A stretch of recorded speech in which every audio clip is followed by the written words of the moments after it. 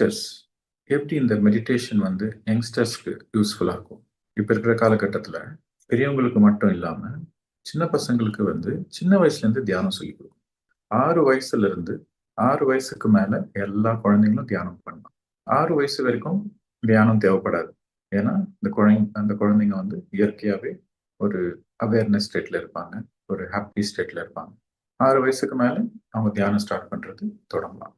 ஒரு 10 நிமிஷம் பண்ண போறோம் அவங்க. ரொம்ப ஒண்ணும் பண்ண தேவையில்ல. சில பேர் கேட்பாங்க, அம்மா, அப்பா, "சார் எப்படி சார் என் பசங்களுக்கு தியானத்துல நான் இன்ட்ரெஸ்ட் கொண்டு வர்றது? டீனேஜ் பசங்க சொல்ற பேச்சு கேட்க மாட்டேன்றாங்க. ரொம்ப நேரம் மொபைல் ஃபோன் வச்சுட்டு இருக்காங்க. ஸோ எப்படி நான் என்னோட பசங்கள வந்து இந்த தியான மார்க்கத்துல கொண்டு வர்றது?" அப்படின்ட்டு சில பேர் கேட்பாங்க, அப்பா, அம்மா. குழந்தைங்க வந்து அப்பா, அம்மா சொல்றத பார்த்து கேட்க மாட்டாங்க. அப்பா, அம்மா என்ன பண்றாங்களோ அத பார்த்து அவங்க புரிஞ்சுப்பாங்க, தெரிஞ்சுப்பாங்க. ஸோ வீட்ல இருக்கிறவங்க பெரியவங்க, அவங்க தியானம் பண்ணிட்டு, டெய்லி தியானம் பண்ணிட்டு, டெய்லி ஸ்வாத்தியாயம், சஜ்ஜன சாங்கத்தியம். ஸோ அவங்க வந்து பசங்களோட ஒரு ஃப்ரெண்ட்லி ஸ்பேஸ்ல இருக்கிறப்போ, அவங்க மெடிடேஷன் பண்ணிட்டு, அட் த சேம் டைம் அவங்களோட ஓன் செல்ஃப் எவல்யூஷன் மேல ஃபோக்கஸ் பண்ணிட்டு, எப்போ அப்பா, அம்மா வந்து ரொம்ப சின்சியரா மெடிடேஷன் இருக்கிறாங்களோ, நேச்சுரலாவே பசங்க வந்து அத பார்த்து வந்துருவாங்க. நான் சில கேசஸ் நோட்டீஸ் பண்ணியிருக்கேன். அப்பா, அம்மா வந்து தியானம் பண்ணிட்டு இருப்பாங்க. தியானம் மட்டும் பண்ணா போறாது. தியானம் மட்டுமே பண்ணா உங்களுக்கு கொஞ்சம் எனர்ஜி வரும், அவ்வளவுதான். ஆனா தியானமும் இருக்கணும், செல்ஃப் ரிஃப்ளெக்ஷனும் இருக்கணும். நேத்திக்கு நம்ம பேசின மாதிரி, நேத்தியோட இன்னைக்கு நான் பெட்டரா இருக்கிறேனா? 3 மாசத்தோட இன்னைக்கு நான் பெட்டரா இருக்கிறேனா? நான் அப்படின்னா அதுல 3 பாகங்கள் இருக்கு. முதல் வந்து சிந்தனை, 2வது வந்து பேச்சு, சொல், 3வது வந்து செயல். இந்த 3 டிவிஷன்ஸ்லயும், இந்த 3 பாகத்திலயும் நான் வந்து படிப்படியா நான் வந்து என்ன நானே பர்ஃபெக்ட் பண்ணிட்டு இருக்கேனா, என்ன நானே பெட்டர் பண்ணிட்டு, என்ன நானே ஒரு இம்ப்ரூவ் பண்ணிட்டு இருக்கேனா, ஒரு இம்ப்ரூவ்மெண்ட் இருக்கா அப்படின்னு பார்த்துக்கணும். ஸோ அப்பா அம்மா தியானம் பண்ண பண்ண பசங்க தானா தியானத்துக்கு வருவாங்க.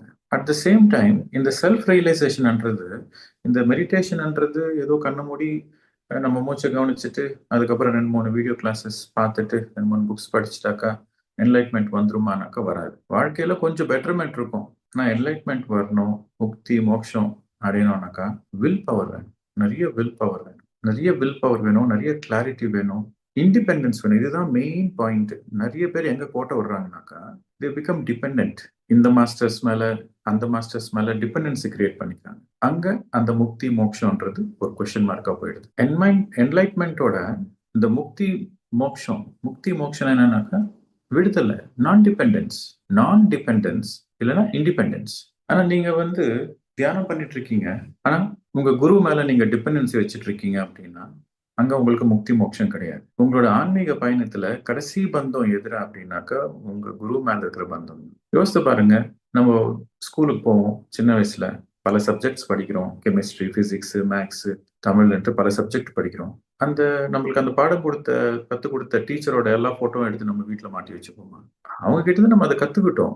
அது அந்த மனசுல அந்த மரியாதைன்றது எப்பவுமே இருக்கும். அந்த கிராட்டிடியூட்ன்றது எப்பவுமே இருக்கும். இந்த டீச்சர் கிட்ட இந்த பாடம் கத்துக்கிட்டேன்ற கிராட்டிடியூட்ன்றது எப்பவுமே இருக்கும். ஆனா நம்ம தலைமையில தூக்கி வச்சு கொண்டாட மாட்டோம், போட்டோ வச்சுக்க மாட்டோம். அதே மாதிரி தியானம் சொல்லிக் கொடுக்குற குரு கூட ஒரு கெமிஸ்ட்ரி டீச்சர் மாதிரி, ஒரு பிசிக்ஸ் டீச்சர் மாதிரி தியானம் சொல்லிக் கொடுக்குற ஒரு டீச்சர், அவ்வளவுதான். அவரை வச்சுட்டு நீங்க அந்த குரு வச்சுட்டு நீங்க பூஜை பண்ணிட்டு, இல்லைன்னா அந்த குரு பத்தி பெருமைங்க பேசிக்கிட்டு, என் குரு அந்த கிரேட், அவ்வளவு கிரேட், என் குரு இவ்வளவு கிரேட் அப்படின்னு சொல்லிட்டு குரு சொன்னதை கேட்காம குருவை பத்தி நீங்க அந்த குருவை நான் ஃபாலோ பண்ணனாக்கா எனக்கு வந்து லைஃப்ல எல்லாமே செட்டில் ஆயிடும், மோட்சம் கிடைக்கும் அப்படின்ற தவறான புரிதல். ஒரு குரு அப்படின்னா லேர்னர் டீச்சர், இங்கிலீஷ்ல வந்து எக்ஸ்பர்ட்.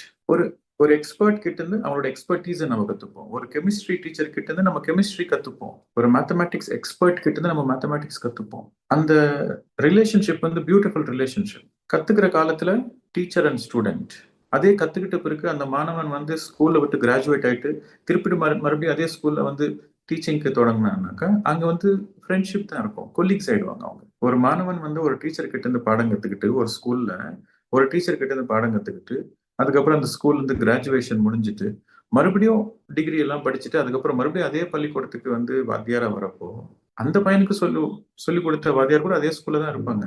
அப்ப அவங்க 2 பேரு கொலீக்ஸ். அப்ப அந்த குரு பார்த்து ரொம்ப பெருமையை ஃபீல் பண்ணுவாங்க. என்கிட்ட இருந்து படிச்ச பையன் இப்ப டீச்சர் அனுப்பிக்கிறான் அப்படின்ட்டு ஒரு பெருமை இருக்கும் அந்த டீச்சருக்கு. ஒவ்வொரு டீச்சருக்குமே தன்னோட ஸ்டூடெண்ட் வந்து தன்னை விட ஒரு படி மேல போனாதான் அந்த டீச்சருக்கு பெருமை. இதேதான் ஆன்மீகத்துல கூட. எல்லா டீச்சர்ஸுமே, எல்லா மெடிடேஷன் டீச்சர்ஸுமே, எல்லா குருமார்களுமே யாரும் சிஷ்யர்கள் வேணும்ட்டு எதிர்பார்க்க மாட்டாங்க. நிஜமான குரு வந்து சிஷ்யர்கள் வேணும்னு எதிர்பார்க்க மாட்டாங்க. தன்னை விட ஒரு படி மேல போணும் அப்படின்னு தான் விரும்புவாங்க. ஆனா குரு ஆல்ரெடி ஹையஸ்ட் லெவல்ல இருக்கிறாருன்றதுனால தன்னை விட மேல படி போக முடியாது. ஆனா அந்த ஈக்குவல் லெவலுக்காவது வரணும்னு எதிர்பார்ப்பாங்க. அந்த ஃப்ரெண்ட்ஷிப் வேணும்னு எதிர்பார்ப்பாங்க. நீங்க எப்பவுமே இந்த குருவை வந்து ஒரு பெடஸ்டியல்ல வச்சுட்டு ஒரு தலைமையில தூக்கி வச்சுக்கிட்டு என் குரு அந்த கிரேட்டு, என் குரு இந்த கிரேட்டு, என் குரு சொல்றதுதான் நான் கேட்பேன், என் டீச்சர் சொல்றதை நான் கேட்பேன் அப்படின்ட்டு மறுபடியும் மறுபடியும் உங்களுக்கு வந்து அந்த டிபெண்டன்சி இருக்குது. நீங்க சொந்தமா சிந்திக்க முடியல. உங்களால சொந்தமா சிந்திக்க முடியல. அப்ப அங்க செல்ஃப் மாஸ்டரி இல்ல. எது சரி எது சரியில்லைன்ட்டு உங்களால அது கண்டுபிடிக்க முடியல, யோசிக்க முடியல. ஒவ்வொன்றும் சின்ன சின்ன விஷயத்துக்கும் நீங்க வந்து உங்க டீச்சர் கிட்ட போய் கேட்டுட்டு இருந்தாக்கா உங்க டீச்சர் கவலைதான் பட்டுட்டு இருப்பாங்க. நான் உனக்கு சொல்லி கொடுத்தும் என் கிட்ட வந்து திருப்பி கொஸ்டின்ஸ் கேட்கறானே அப்படின்ட்டு டீச்சர் கவலைப்படுவாங்க. ஒரு வாட்டி கேட்டா ஓகே, மறுபடியும் மறுபடியும் கேட்டுட்டே இருந்தாக்கா அங்க டிபெண்டன்சி. எந்த குருவுக்குமே டிபெண்டன்சி பிடிக்காது. ஆன்மீகத்துல கூட அவ்வளவுதான். எந்த டீச்சருக்குமே டிபெண்டன்சின்றது பிடிக்காது. இதேதான் ஜீசஸ் கிரைஸ்டும் சொன்னாங்க. ஆனா அவர் பாடி வெக்கேட் பண்ண பிறகு அவரை கடவுளாக்கிட்டாங்க, அவருக்கு பூஜை பண்ண ஆரம்பிச்சிட்டாங்க.